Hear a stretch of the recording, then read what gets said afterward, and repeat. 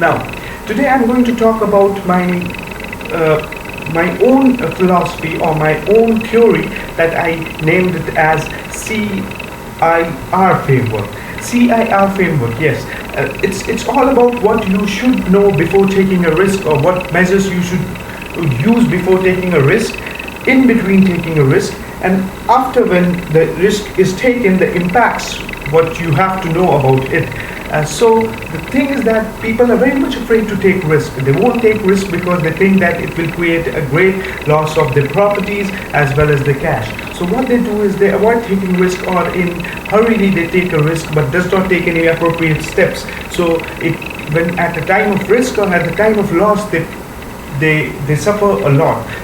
For those people, what I'm trying to say is simply use the word CIR framework. CIR framework tells about your capacity to take risk. The first one is the C. The C part says the capacity to take risk.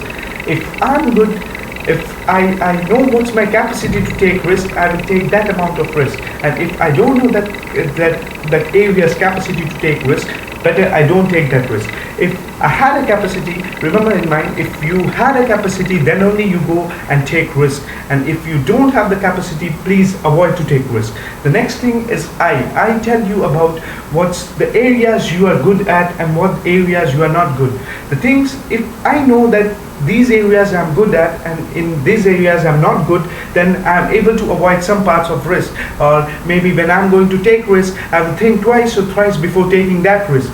After comes ready, whether I'm well prepared to take a risk. If I'm not well prepared to take a risk, or I'm not mentally strong to take the risk, better I don't take risk, because it will affect me after the risk impact is over. Maybe that risk may be in a positive direction, or maybe that risk be in a negative direction. People take risk because business says that risk taking, that the higher you take risk, the more you get profit. So it's up to you to take risk. So when you are taking risk, please keep these three framework, that is CIR framework, in your mind. So when you know what's your capacity to take risk, when you know in which areas you are good or you are bad, and when you know that I'm fully ready to take that risk, then only you go and take a risk. Then will be more effective to you and avoid the impact of the risk. And even though maybe, who knows, you get a lot of profit. Thank you.